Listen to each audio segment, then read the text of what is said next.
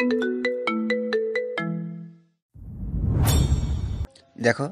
আমার মেয়ে কত সুন্দর করে জামা প্রিন্ট করেছে। আমার মেয়ে বলে কথা। তানভীর ড্রেসটা ভালোভাবে দেখে নিল। ড্রেসটা দেখে বোঝাই যাচ্ছে কাঁচা হাতের কাজ। প্রথমবারের কোনো কাজই পারফেক্ট হয় না, তারপরও দূর থেকে তেমন কিছু বোঝা যায় না। কালার কম্বিনেশন ভালো হতে দূর থেকে দেখতে মাশাআল্লাহ অনেক সুন্দর লাগছে। তানভীরের পাশাপাশি আবিরও ড্রেসের দিকে তাকালো। চোখাচোখি হলো আবির মেঘের। অভিমানে মেঘ চোখ নামিয়ে নিল। কয়েক সেকেন্ড পর আবিরও অন্যদিকে তাকালো। তানভীর আব্বুর ঠাট্টা বুঝতে পেরে সেও মজার ছলে বলল, শুধু আপনার মেয়ে বলে না, আমার বোন বলে এত সুন্দর প্রিন্ট করতে পেরেছো। আমার বোনের মতো লক্ষ্মী মেয়ে আর একটা খুঁজে পাওয়া যাবে না। তানভীরের কথা শুনে সকলে হাসতে শুরু করেছে। একটা ড্রেস প্রিন্ট করা নিয়ে বাবা ছেলে মিলে মেঘকে নিয়ে টানাটানি শুরু করে দিয়েছে। তানভীর খানিক হেসে আবিরের দিকে তাকিয়ে ভ্রুজোড়া নাচালো। আবিরের ওষ্ঠদ্বয় কিছুটা প্রশস্ত হলো। তানভীর যে আবিরকে শোনানোর জন্য ইচ্ছাকৃতই বোনকে লক্ষ্মী বলে সম্বোধন করেছে এটা আবিরের বুঝতে বাকি নেই।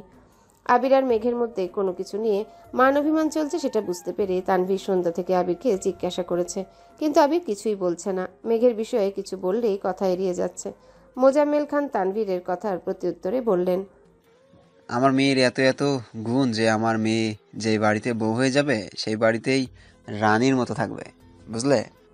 তানভীর দ্বিতীয়বারের মতো আবিরের দিকে তাকে হালকা কাশি দিয়ে ভ্রু নাচালো। ইশারাতেই যেন প্রশ্ন ছেড়ে দিল আবিরকে। কি রাখবে তো রানীর মতো?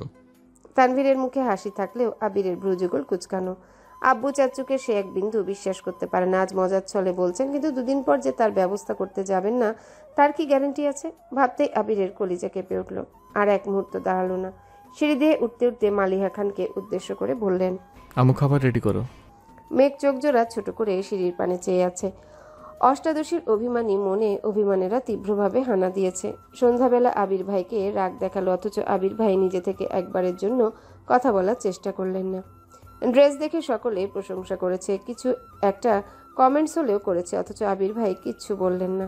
পৃথিবীর বুকে এই একটা মানুষের হৃদয়ই বোধহয় শক্ত পাথরের তৈরি, যে হৃদয়ে না আছে কোনো অনুভূতি আর না আছে আবেগ। ড্রেসটা মিমকে দিয়ে দিল। এখনও রং ঠিক মতো শুকায়নি, শুকালেই ব্যবহার করতে পারবে। সবার সঙ্গে মেঘও খেতে বসেছে। আবির একটা ব্যাগে ল্যাপটপ আর কিছু জামা প্যান্ট নিয়ে নিচে এসেছে। ব্যাগ রেখে খেতে বসেছে। খুব তাড়াহুড়োই খাওয়া শেষ করছে। আলী আহমদ খান একবার ব্যাগের দিকে তাকাচ্ছেন, একবার আবিরের দিকে। ছেলে তাড়াহুড়া দেখে কিছু বলতে গিয়ে বারবার আটকে যাচ্ছেন। অবশেষে শুধালেন, এত রাতে কোথায় যাবে? কাজ আছে। আসবে কখন? 3-4 দিন পর। অফিস? ঢাকায় থাকবো, সমস্যা নেই। অফিসে সময় মতো চলে আসবো। ঢাকাতে থাকবে মানে? ঢাকা তোমার কি এমন কাজ যে বাসা ছেড়ে বাইরে থাকতে হবে? আছে হয়তো কোনো গুরুত্বপূর্ণ কাজ। সকলেই নির্বাক। আবির খাবার শেষ করে হাত ধুয়ে ব্যাগ নিয়ে সবার থেকে বিদায় নিয়ে বেরিয়ে পড়েছে। সকলের মতো মেঘও স্তব্ধ হয়ে গেছে। কথাবার্তা নিয়ে হুট করে বাসা থেকে বেরিয়ে গেলেন। এসব কাজ ছেলেদের পক্ষেই সম্ভব। বাহিরে রাত কাটানো, বড়দের মুখের উপর কথা বলা, বেপরোয়া চলাফেরা, সব স্বাধীনতা ছেলেদের। মালিয়া খান রান্নাঘর থেকে বেরিয়ে আসতে আসতে বললেন, আপনাকে কতবার বলেছে ছেলেকে বিয়ে করাতে? ঘরে বউ থাকলে এভাবে রাত বিরাত বাহিরে ঘুরে বেড়াতে পারবে না। আচ্ছা, দেখছি। দেখতে দেখতে 3 দিন কেটে গেল। আবির এখনো বাসায় ফিরেনি। অভিমানী মেঘ সারাক্ষণ নিজেকে ব্যস্ত রাখে যেন আবির ভাইয়ের কথা মনে না পড়ে। মিম আদির সঙ্গে খেলাধুলা করে, টিভি দেখে, ক্লাসে যায়, অথচ সারাদিনের ব্যস্ততার মাঝেও হঠাৎ করে বুকের ভেতর থেকে দীর্ঘশ্বাস বেরিয়ে আসে। কারো কণ্ঠ শোনার জন্য মনটা ছটফট করতে থাকে। সহ্য করতে না পেরে কল দিল সেই পাথুরে হৃদয়ের মানবকে। পরপর দুবার কল দিল, অথচ রিসিভ হচ্ছে না। মনকে সান্ত্বনা দিচ্ছে, হয়তো ব্যস্ত আছেন, কিন্তু মনটা মাঝে মধ্যে সান্ত্বনা মানতে চায় না। মনটা যেন চিৎকার করে বলছে তাকে লাগবে, মানে লাগবেই, এখন এই মুহূর্তেই লাগবে। মনের কথা রাখতে তৃতীয়বারের মতো ডায়াল করলো, অথচ নো রেসপন্স। 5 মিনিটের মতো নিশ্চুপ হয়ে বসে রইল মেঘ। বারবার ফোনের দিকে তাকাচ্ছে। মনে হচ্ছে এই বুঝি সেই পাথুরে মানবের কল আসলো। নিজের প্রতি রাগ আর অভিমান বেড়েই চলেছে। নিজের রাগ করে নিজেই বেহার মতো কল দিচ্ছে, অথচ আবির ভাই রিসিভও করছেন না। রাগে ক্ষোভে একসময় 2 চোখ বেয়ে পানি পড়তে শুরু করেছে। বিকেল পেরিয়ে রাত হয়ে গেছে, অথচ আবির ভাইয়ের কোনো খবর নেই। প্রায় 10টার দিকে আবির কল ব্যাক করেছে। একবার রিং হতেই মেঘ সঙ্গে সঙ্গে রিসিভ করলো। ওপাশ থেকে আবির বলল, সরি, কাজে ব্যস্ত ছিলাম, ফোন দেখিনি। মেঘ, কি হয়েছে তোর? এই মেঘ। প্রখর অভিমান মুহূর্তে গলে পানি হয়ে গেছে। মেঘ ফুপিয়ে কাঁদতে শুরু করে দিয়েছে। আবির উদ্বিগ্ন কণ্ঠে শুধালো। সঙ্গে সঙ্গে কল কেটে দিয়েছে মেঘ। আবির কলের পর কল করছে, অথচ রিসিভ হচ্ছে না। প্রেয়সীর মলিন চেহারা যেখানে আবিরের হৃদয়কে ক্ষতবিক্ষত করে, সেখানে তার প্রেয়সী কাঁদছে। কিছুক্ষণের মধ্যেই আবির বাড়িতে ফিরল। ড্রয়িং রুমে সোফায় বসে ইকবাল খান নিউজ দেখছিলেন। আবিরকে দেখে চিন্তিত কণ্ঠে বললেন, তুই না আরো 2 দিন পর আসবি বলেছিলি। জবাবে আবির বলল, ইচ্ছে হলো তাই চলে আসছি। আবির দ্রুত পায়ে সিঁড়ি দিয়ে উঠে মেঘের রুমে ঢুকলো। মেঘ বিছানায় উপর হয়ে শুয়েছিল, হয়তো ঘুমিয়ে পড়েছে। আবির ব্যাগটা চেয়ারের উপর রাখতেই মেঘ উঠে বসেছে। সিক্ত চোখে এক পলক আবিরকে আপাদমস্তক দেখে চিবুক নামিয়ে নিল। আবির মেঘের কাছাকাছি এসে প্রশ্ন করল, কি হয়েছে তোর? মেঘের নিস্তব্ধতা দেখে আবির মেঘের কপালে হাত দিয়ে জ্বর পরীক্ষা করলো। কপাল ঠান্ডা। তবে হলোটা কি? কয়েকবার মেঘকে জিজ্ঞাসা করার পর সাড়া না পায় আবির বিছানার পাশে ফ্লোরে বসে পড়েছে। ফ্লোরে বসে বিছানার পাশে মাথা রেখে মেঘের অভিমানী মুখের পানে চেয়ে আছে। আবিরের কাণ্ড দেখে মেঘ তার চিবুক নামিয়ে গলায় ঠেকালো। তবে আবিরের দৃষ্টি সরল না। হঠাৎই আবির হাত বাড়িয়ে ব্যাগটা নিজের কাছে নিয়ে সেখান থেকে একটা শপিং ব্যাগ আর একটা কাচ্চির প্যাকেট বের করে চেয়ারের উপর রেখে সেই শপিং ব্যাগটা থেকে কয়েকটা বেলি ফুলের মালা বের করলো। মেঘ আর চোখে মালাগুলোর দিকে তাকিয়ে সহসা মুখ অন্যদিকে ঘুরিয়ে ফেলেছে। আবির মোলায়েম কণ্ঠে ডাকলো, ম্যাম। মেঘ আবিরের দিকে তাকিয়ে ভেঙচি কেটে বিড়বিড় করে বলল, আল্লাদি ডাকে মেঘের রাগ ভাঙাবে না। মেঘ পুনরায় মুখ ঘুরালো। আবির মৃদু হেসে বলল, হৃদয়ে বহিছে প্লাবন, তীব্র ব্যাকুলতা, তুই আমার নিভৃতে যত্নে রাখা বেলি ফুলের পুষ্পমালা। মেঘ কপাল কুঁচকে চোখ গোলগাল করে তাকিয়ে রাগান্বিত কণ্ঠে বলল, এসব ভাবের কথা আমায় শোনাতে আসবেন না, সবকিছু মাথার উপর দিয়ে যায়। আবির কিছুটা শব্দ করেই হাসলো। মন খারাপ রাগ অভিমান দূরে সরিয়ে হাত বাড়িয়ে নমনীয় কণ্ঠে বলল, দেখি হাতটা দে। দরকার নেই। আবির কণ্ঠস্বর ভারী করে বলল, শরীরে আঁকার সময় ক্লান্ত নিয়ে জ্যাম পেরিয়ে শহর ঘুরে ফুল নিয়ে এসেছি, ঢং করিস না প্লিজ। আমি ঢং করছি? ঢঙ্গিটা ঢং করবে, এটাই তো স্বাভাবিক। মেঘের উত্তরে তোয়াক্কা না করে আবির মেঘের হাত টেনে আলতো ভাবে হাতে বেলি ফুলের মালা গেঁথে দিয়েছে। মেঘ কয়েকবার হাত সরাতেও চেয়েছে, কিন্তু আবিরের অগ্নিদৃষ্টি দেখে মাথা নিচু করে রাতে গজগজ করতে করতে বলল, আপনার কি আমাকে লোভী মনে হয়? কেন?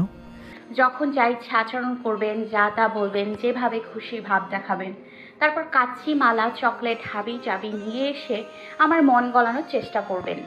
আবিরের কণ্ঠস্বর ভারী করে বলল, যা ইচ্ছে আচরণ আমি করতে চাই না, তোর কিছু কিছু কর্মকাণ্ড আমায় সেই সব আচরণ করতে বাধ্য করে। সেজন্যই তো কল ধরেন না পাষাণ। আবির শান্ত কণ্ঠে বলা শুরু করলো, আমি সত্যি সত্যি ব্যস্ত ছিলাম, অফিসের পাশাপাশি অন্য কাজ নিয়ে খুব ব্যস্ত ছিলাম। বিকেলের পর ফোন হাতে নিতে সময় পাইনি, সত্যি বলছি, আমি বিশ্বাস কর। মেঘ বিরক্তির স্বরে বলল, আমি আপনাকে বিশ্বাস করি না। আবির চোখের বর্ণ কিছুটা পরিবর্তন শুরু করেছে। আবির ভ্রুকুচকে পুনরায় প্রশ্ন করল, তুই আমায় বিশ্বাস করিস না? না। একটুও করিস না? না। সত্যি? হুম। যেখানে বিশ্বাস নেই সেখানে আবিরের কোনো কথাও নেই। আবির চলে যেতে নিলে মেঘ মুচকি হেসে বলে, একটু একটু বিশ্বাস করি। এক মিনিটেও বিশ্বাসের কোনো প্রয়োজন নেই। চোখ বন্ধ করে আমায় বিশ্বাস করতে পারলেই তবেই বলিস। আবির কারো অবিশ্বাসের পাত্র হয়ে থাকতে চায় না। মেঘ আহাম্মকের মতো চেয়ে আছে। সামান্য কথাতে আবির ভাইভাবে রেগে যাবে মেঘ সেটা ভাবতেও পারেনি। আবির রাগে ব্যাগ নিয়ে নিজের রুমের উদ্দেশ্যে বেরিয়ে পড়েছে। রাত 11:50 নাগাদ মেঘ চুপি চুপি আবিরের রুমের সামনে এসেছে। ড্রয়িং রুমে একটা লাইট ব্যতীত পুরো বাড়ি লাইট অফ। 12টায় নিউ ইয়ার, এজন্যই মূলত আবির ভাইকে বেশি মিস করছিল। কল দিয়ে বলতো, কিন্তু আবিরের কণ্ঠ শুনে নিজেকে স্বাভাবিক রাখতে পারেনি। বুকের ভেতরের অভিমানের পাহাড় গলতে শুরু করেছিল। নতুন বছর প্রিয় মানুষের সঙ্গে কাটাবে ভেবেই সন্ধ্যায় ছাদ থেকে অনেকগুলো ফুল এনে সেগুলোকে সাজিয়েছে। সাথে একটা সুন্দর গিফট কার্ড বানিয়ে তাতে ডিজাইন করে হ্যাপি নিউ ইয়ারও লিখেছে। সাথে সুন্দর একটা চাবির রিং কিনে এনেছে। মানুষ বলে বছরের প্রথম দিন যেভাবে কাটে সারা বছর নাকি সেভাবেই কাটে। কুসংস্কার জেনেও মেঘের ইচ্ছে সে আবিরের সাথে নতুন বছর শুরু করবে। গিফটগুলো নিয়ে আস্তে করে দরজা ধাক্কা দিতেই চোখ পড়ে বিছানার দিকে। সামান্য আলোতে আবিরের নাক আর কপাল দেখা যাচ্ছে, লেপে ঢাকা সম্পূর্ণ শরীর। মেঘ সেখানে দাঁড়িয়ে পায়ের নুপুর দুটোকে নিচ থেকে হাত দিয়ে উপরে তুলে পায়ের মাংসল অংশে আটকে দিয়েছে, যেন হাঁটলে শব্দ কম হয়। খুব সতর্কতার সহিত পা রাখলো রুমের মধ্যে। গিফটগুলো যত্ন সহকারে টেবিলের উপর রেখে তাকালো আবিরের অভিমুখে। গত 3 দিন ঠিকমতো ঘুম খাওয়া কিছুই হয়নি। ক্লান্তিতে আবিরের চোখের পাতা বারবার বন্ধ হয়ে আসছিল। তাই রুমে এসে শাওয়ার নিয়ে শুয়ে পড়েছে। মেঘ আবিরের মাথার কাছে দাঁড়ানোতে আবিরের থুতনি পর্যন্ত দেখা যাচ্ছিল। থুতনির নিচ থেকে বাকি শরীর লেপের নিচে ঢাকা। মেঘের বুকে চাপা অভিমান দীর্ঘশ্বাস হয়ে বেরিয়ে আসছে। সঙ্গে সঙ্গে ঢোক গিলে নিজের নাকমুখ চেপে ধরল। একবার আবির ভাই বলেছিল, নিঃশ্বাসের শব্দে আমি তোর অস্তিত্ব উপলব্ধি করতে পারি। পুরনো কথাটা মনে পড়তেই নাক মুখ চেপে ধরেছে। এবার আর কোনোভাবেই ফাঁসা যাবে না। মন বারবার চলে যেতে বলছে, অথচ মেঘ দৃষ্টি সরাতে পারছে না। আবির ভাইয়ের ঘুমন্ত মায়াময় চেহারার পানে মুগ্ধ আঁকিতে চেয়ে আছে। যে মানুষটার উপস্থিতি হৃদয়ে তোলপাড় চালায়, যার শানিত দৃষ্টি হৃদয়টাকে ক্ষতবিক্ষত করে, সেই মানুষটা কি সুন্দর ঘুমিয়ে আছেন। অষ্টাদশীর মনের রাজ্যে অনুভূতিরা সব অভিমান ভুলে নবরূপে সেই শ্যামবর্ণের পুরুষের প্রেমে পড়তে বাধ্য হয়েছে। স্থির দৃষ্টিতে চেয়ে মনে মনে বিড়বিড় করে বলল, আপনি এত কিউট কেন?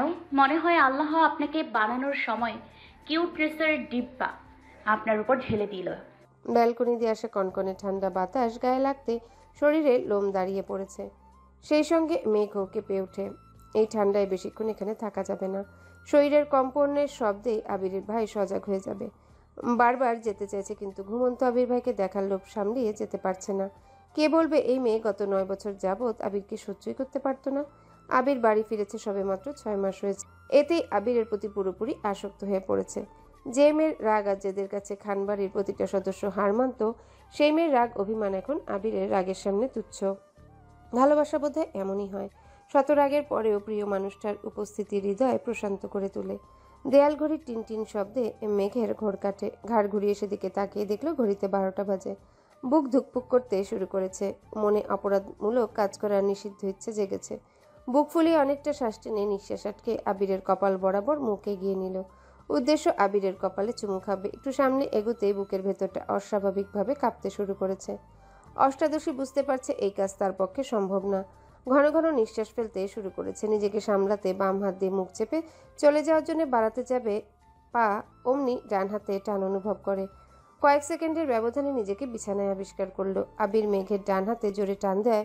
মেঘ আবিরের উপর এসে পড়ে। তৎক্ষণাৎ মেঘকে উপর থেকে পাশে সরিয়ে আবিরের গায়ের লেপ দিয়ে মেঘের গা ঢেকে দিয়ে মেঘের কাঁধের দুপাশে দুহাতে ভর দিয়ে মেঘের মুখোমুখি উপর হয়ে শুয়েছে। আবিরের শরীরে না আছে লেপ, না আছে শীতের ভারী কোনো জ্যাকেট। একটা ট্রাউজার আর ফুলহাতা টি শার্ট পরনে। মেঘ দাঁতে দাঁত চেপে ধরে আছে। বন্ধ দু চোখের পাতা। হাত খোপায় বাঁধা চুলগুলো খুলে এলোমেলো হয়ে আছে। দুহাতে বেলি ফুলের মালা। বেলি ফুলের সুবাস ছড়াচ্ছে রুমে। নিশ্চুপ আবির দৃষ্টি মেঘেতে নিবদ্ধ। মেঘ নিভু নিভু চোখে তাকাতেই আবিরের ঘনিষ্ঠতা উপলব্ধি করলো। পুনরায় চোখ বন্ধ করে ফেলেছে। অষ্টাদশীর হৃদস্পন্দনের মাত্রা বেড়েছে কয়েক গুণ। বেলি ফুলের সুবাসের সঙ্গে আবির ভাইয়ের শরীর থেকে আসা তীব্র ঝাঁঝালো গন্ধে মাতোয়ারা হয়ে যাচ্ছে। আবির ভাইয়ের এত কাছাকাছি আসায় মেঘের শরীরে রক্ত সঞ্চালন বেড়ে যাচ্ছে। অজানা শিহরণ বয়ে যাচ্ছে। আবিরের আখি যুগলে ঘুম লেপ্টে আছে। শান্তিময় ঘুমের দেশে নিমগ্ন ছিল আবির। কিন্তু অষ্টাদশীর অনাদেয় কর্মকাণ্ড আবিরের গভীর ঘুমের ব্যাঘাত ঘটিয়েছে। আবির ঘুম ঘুম চোখেই মেঘকে দেখছে। মেঘ কয়েকবার ঢোক গিলে ভয়ে ভয়ে চোখ মেলল। চোখাচোখি হলো আবিরের সঙ্গে। লেপের ভেতরে মেঘের শরীর ঘামতে শুরু করেছে। বুকের ভেতর প্রবল ঝড় বইছে। মেঘ চোখ নামিয়ে বলতে চেষ্টা করলো, আমার আবির এক হাতে শরীরের সম্পূর্ণ ভর ফেলে অন্য হাতের আঙ্গুল দিয়ে মেঘের ঠোঁট স্পর্শ করলো। অমনি মেঘ পাথর বনে গেল। আবিরের দৃষ্টি স্পর্শ কোনো কিছুই আজ স্বাভাবিক নয়। অষ্টাদশীর মস্তিষ্ক জুড়ে চিন্তারা ঘুরপাক খাচ্ছে। কি হতে চলেছে তার সাথে? একদিকে আবির ভাইয়ের কাছে ধরা পড়ার ভয়, অন্যদিকে আবির ভাইয়ের এত কাছে আসা। প্রচণ্ড অস্বস্তিতে ভুগছে মেঘ। দীর্ঘকালীন নীরবতা ভেঙে আবির ঘুম ঘুম কণ্ঠে বলল, নিষেধ অমান্য করার শাস্তি তবে দিতেই হচ্ছে। মেঘ বিপুল চোখে তাকিয়েছে। শরীরের কম্পন তীব্র থেকেও তীব্রতর হচ্ছে। ভয়ে নাক ঘামছে। আবির ঠোঁটের উপর থেকে আঙ্গুল সরিয়ে মেঘের নাকের ঘাম মুছে পুনরায় কাঁধের পাশে হাত রাখলো।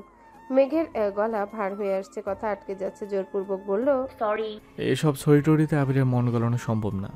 আগেই সাবধান করেছিলাম। অঘটন ঘটলে আমি দায়ী না। তারপরেও কথা মানিসনি। ধ্বংসের দ্বার প্রান্তে এসেছি। মেঘ ভয়ে ভয়ে বলল। প্লিজ ছাড়ুন। আবির ভ্রুকুচকে বলল, ধরেই তো নি, ছাড়বো কেমন করে? সরুন, আমি যাব। এত সহজে তো ছাড়ছি না ম্যাম। আপনি অপরাধ করেছেন, শাস্তি তো পেতেই হবে। মেঘ চোখ বন্ধ করে ফেলেছে। আজ তার সঙ্গে কি হতে চলেছে সে নিজেও জানে না। এদিকে আবির দুহাতে ভর রেখে অষ্টাদশীর মুখোমুখি এগিয়ে যাচ্ছে। দুজোড়া ওষ্ঠের মাঝে শুধু কয়েক সেন্টিমিটার ব্যবধান। মেঘের চোখ বন্ধ, ক্রমাগত কাঁপছে ওষ্ঠদ্বয়। তখনই আবিরের ফোনের রিংটোন বেজে উঠল। রিংটোনের শব্দে আবির মেঘের কাছ থেকে সরে শোয়া থেকে উঠে বসলো। মেঘের এলোমেলো চুলের নিচে আবিরের ফোন। মেঘ মাথা তুলে হাত বাড়িয়ে ফোনটা হাতে নিয়ে স্ক্রিনে তাকাতেই দেখলো মালা নামে সেভ করা নাম্বার থেকে কল আসছে। ফোন এগিয়ে দিল আবিরের দিকে। মেঘের লজ্জায় লালিত মুখমণ্ডল মুহূর্তে বদলে গেছে। ক্রোধে চোখ দুটি জ্বলছে। মালা নাম দেখে আবির সাইলেন্ট করে ফোন পাশে রেখে দিয়েছে। মালা আপু রাত বিরেতে আবির ভাইকে কল করে এটা মেঘ সহ্যই করতে পারছে না। গা থেকে লেপ সরিয়ে বিছানা থেকে নামতেই আবির আলতোভাবে মেঘের হাত ধরে, কিন্তু মেঘ রাগে এক ঝটকায় আবিরের হাত ছাড়িয়ে গজগজ করতে করতে রুম থেকে বের হয়ে যাচ্ছে। আবির তপ্ত স্বরে বলল, হ্যালো বন্ধুরা, পরবর্তী পার্ট খুব তাড়াতাড়ি আসবে, তো সবাই অপেক্ষায় থাকো। আর চ্যানেলটি যারা এখনো সাবস্ক্রাইব করোনি তারা পরবর্তী পার্ট দেখার জন্য চ্যানেলটি সাবস্ক্রাইব করে রেখো। ধন্যবাদ সবাইকে, আমাদের সাথেই থেকো।